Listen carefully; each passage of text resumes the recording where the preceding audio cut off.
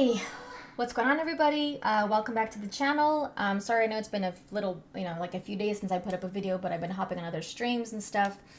There's been a lot going on the past, couple days. Well, there's been a lot going on ever since the release of Zack Snyder's Justice League, but it seems like it just has been one thing after another. It's been kind of a mess as far as Warner Brothers is concerned. I don't think we're really surprised by that at this point, but it's kind of just like snowballing. Fans are frustrated.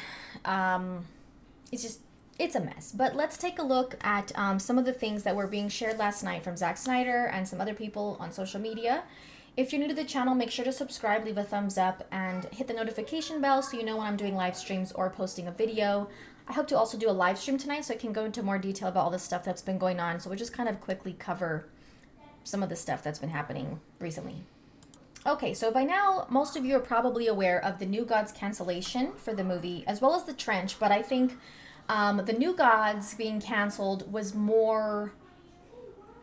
It caused more conversation among the fan base and everything because of the way it was described in the Hollywood Reporter article that kind of announced the cancellation. They're sort of saying that, the New Gods was canceled because it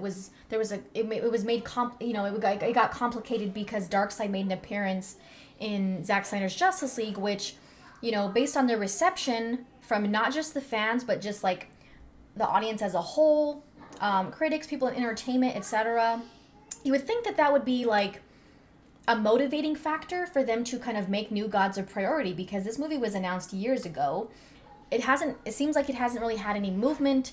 We would hear sometimes that, this writer is writing on it and Ava DuVernay, they're working on it, blah, blah, blah, but we wouldn't really hear anything else besides that. And then when Ava DuVernay got attached to this other project, a series or something, I don't remember what it was, everyone's like, okay, well, I guess the New Gods isn't happening anytime soon. And then yesterday we found out that, it's not going to happen the way we thought it was going to. So, in line with that, Zack Snyder shared this picture on Vero last night. Granny, oh my goodness, thank you to JoJo for the design. And JoJo is the concept artist who also shared some more pictures of other characters, which I'll get to in a moment. I don't take it as much of a coincidence, really, that Zack shared this picture of Granny Good. I mean, it looks awesome, first of all. He shared it last night, which was, well after the Hollywood Reporter article came out, kind of early in the day.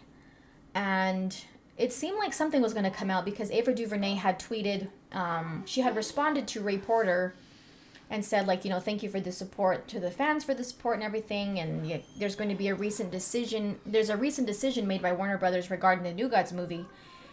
And then soon after that, the article came out, and it was I kind of figured she was I kind of could tell where she was going with that, the recent decision. It's either going to be one of two things. Either they're fast-tracking it, or it was canceled. But I kind of felt like it was going to be a cancellation. So these are the other pictures that the concept artist shared, JoJo, the person that Zack Snyder was referring to. There's Granny Goodness. Her armor looks pretty awesome. Not the way you see her in the animated series and comics and stuff. She's more of this warrior style character, which is how we saw her in the movie. She didn't have any dialogue, but we saw her. She was there. And this, I think, was, a big one that he shared for Green Lantern. We know that Zack Snyder wanted to use Jon Stewart. Of course, they forced him to take that out, and he was able to keep Martian Manhunter. But now, people, I don't think it's been officially confirmed, but we'll get to in a minute, of who people are saying Zack had used for Jon Stewart. He did use the actor that he wanted to play Jon Stewart. It wasn't a stand-in. He used the actor. So, some more awesome concept art. And then he also shared Martian Manhunter. That's basically how he looked in the movie. So it seemed like they would have gone with the design for Green Lantern 2, most likely. The only one that looks different is Joker. This was concept art for Joker. He does look different in the film, very different. His hair is much longer. His makeup is sort of similar, but it's a little, I think, more... It's a little more dirty looking, I guess you would say, in the Snyder Cut. And he's not wearing a suit, clearly, because we see him in the Nightmare World, and he's all, they all look very different in that world. But like I said, I think the Green Lantern is what's causing the most discussion as far as seeing what he possibly would have looked like in Zack's movie that he wanted to use Jon Stewart. But now let's get to who people are saying could have possibly been cast as this character. Oh, just real quick before we move on, I want to share what the concept artist Jojo Aguilar said about working on this film. He said, "This was the best experience in my career working with Zack Snyder. I've worked a long time, and by far he was the most professional, most personable, and coolest. Thanks to Jay Oliva for introducing me to him." So it's not really surprising to hear someone say that about Zack. People are always complimenting him, praising him. They love working with him. And so, but it's always good. It's always nice to hear people saying good things about Zack.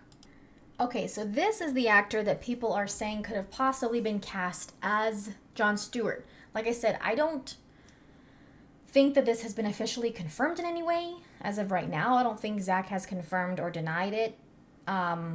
I don't really know where this information is coming from originally, other than maybe what the concept art looks like. I don't know if people are just going based off of what he looks like, and he looks like this person. I don't know.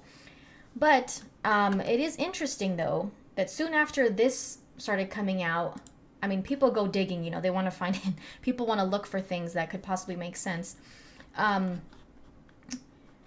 me go back. Then people found a picture of Wayne Carr with Ray Fisher, sorry. Ray Fisher.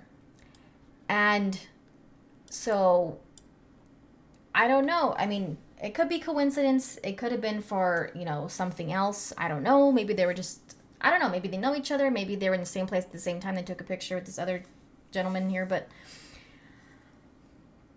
I really don't know. I don't know. Zack has kind of, I guess, he's kind of made it clear that, like, he's not focusing on casting big name actors for these, for these big roles. He's done that. I mean, this was Ray Fisher's first feature film. Yeah, he did theater and he did some, TV shows, but it was his first feature film.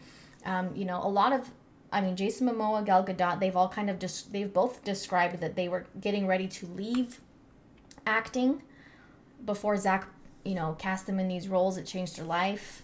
They've all, the whole cast has given him huge credit for casting them in these roles and starting off this universe. Henry Cavill wasn't a huge name either before this. People recognized him from some things like Immortals and The Tudors, but he wasn't, it definitely took his career to another level. It got Jason Momoa and Gal Gadot other projects after that. Ray Fisher's working on a new thing now. Even Ray Porter, he says himself all the time that a lot of people didn't really know who he was or what he did prior to being cast as Darkseid. Ben Affleck is probably the biggest known actor to have been cast in Zack's DCEU. But, obviously the studio didn't want him to use Jon Stewart. We've heard his comments about that. They're trying to tell him that they have their own plans for him, and he's kind of like, well, when is that going to happen? Just like with the New Gods. They could have put this movie out a long time ago. After the theatrical version of Justice League, they could have put it out sometime after that. Or they could have decided not to do it during that time as well. They didn't have to wait until now to cancel it. It doesn't make sense that they want to say that Zack Snyder's Justice League is not canon and that it's kind of like its own thing. But then at the same time, they want to say that it was complicated by the fact that Darkseid was in Zack Snyder's Justice League, which, like I was saying earlier, based on their response to that, people, that should tell them, like, okay, we need to continue in this direction because people are responding to it positively. And, that should mean that we should move forward with this because people want to see more with these.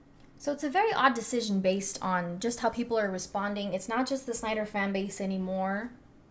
It's reached a lot, outside of that little sphere that started the release of Snyder Cut movement. So it's very strange. The silver lining to this could possibly mean that, like, they, HBO Max, AT&T, whatever, that they're wanting to continue what Zack Snyder's Justice League sets up and what it has the potential for, that could be the silver lining to this, you know.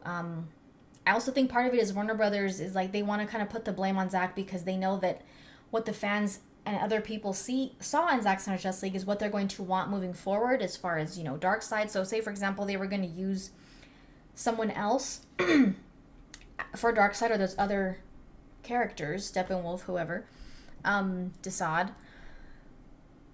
They know, I think, now that the fans and the audience mostly are going to prefer what Zack introduced, and so I think they kind of feel like they lost that battle. I think that's the only reason they're kind of like trying to blame him as if he had anything to do with any of that. You know, I don't know, it's really weird. But like I said, we'll talk more about that during a live stream because there's a lot to be said about that. Another thing that Zack shared today, actually, he tweeted, "We live in a society where you can watch Zack Snyder's Justice League on HBO Max." And then he also shared the link to, I believe it's the shirt that Jared Leto put out that says, "We live in a society, half the proceeds go to AFSP." I'm not going to play the clip because of possible copyright issues, but I'm sure a lot of you have probably seen it. If you haven't, go ahead and watch it on Twitter. I don't know if it's on his Vero. He usually shares everything on his Vero, so it might be there too. This is the alternate dialogue that could have happened in the movie between Batman and Joker in the nightmare scene. So in the trailer, we got that line, "We live in a society where honor is a distant memory," but then in the movie, we saw a different. We didn't get that line in the movie. All of Batman's dialogue was the same. Joker didn't have that line, and then later on, Zack kind of came out and described that it was an alternate, you know, it was a different take. It was an alternate thing. It was Jared's idea to throw that in there, and, you know, Zack let him go ahead and try it out, but then ultimately they decided to keep what we got in the movie as the choice of dialogue for that scene. They felt like it fit a little bit better with what Batman said to Joker and etc. But I figured that since a lot of people reacted to that "We live in a society" line, I figured Zack would probably share it at some point, and he has now, in black and white, of course. So go ahead and listen to it. I like both. I like both what we got in the film and then this alternate version of the dialogue as well. Joker also tells him, "I wonder who screamed louder, the boy or the girl." The girl or the boy, one of those two. And he's referring to, you know, because Batman's talking about how Harley Quinn died in his arms. Joker earlier on talks about how Batman lost, you know, a father and mother, adopted son, Robin. We know that Joker killed Robin. And so he's referring to, I wonder who screamed louder, you know, Harley or Robin. And Zack did confirm that on Vero, which you kind of get the sense from that anyway. I kind of figured that's who he was talking about.